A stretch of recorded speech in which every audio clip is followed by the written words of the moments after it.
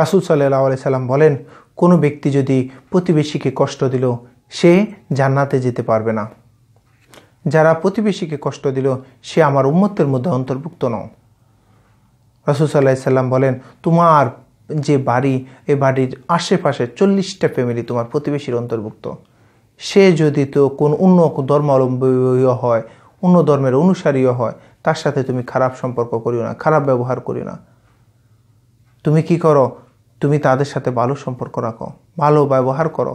তোমার হয়তো এই ভালো ব্যবহারের কারণে সে হয়তো হেদায়েত পেয়ে যাবে।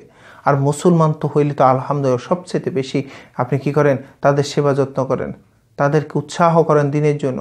তাদের কখনো ভালো করতে পারেন আর না পারেন, তাদেরকে কখনো কষ্ট দিয়ে না। রাসূল সাল্লাল্লাহু আলাইহি সাল্লাম বলে, তোমরা যদি ভালো একটু তরকারি রান্না করো, তোমরা একটু ঝোলটা একটু বাড়াইয়ে দাও।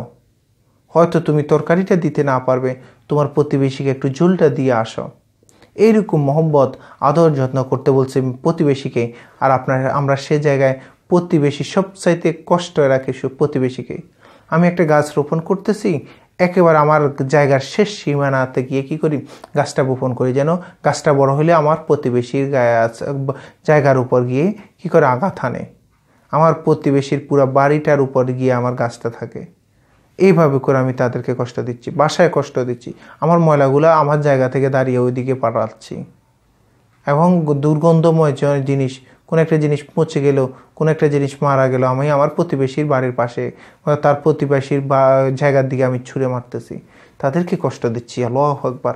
এরা কখনোই জান্নাতে যাইতে পারবে না।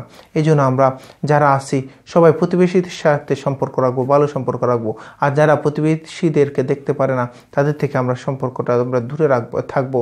কেন? কোনোভাবেই যেন কাল কিয়ামতের ময়দানে তাদের মাধ্যমে আমি ধরা খেয়ে না যাই, এদিকে আমরা অবশ্যই লক্ষ্য রাখবো ইনশাআল্লাহ।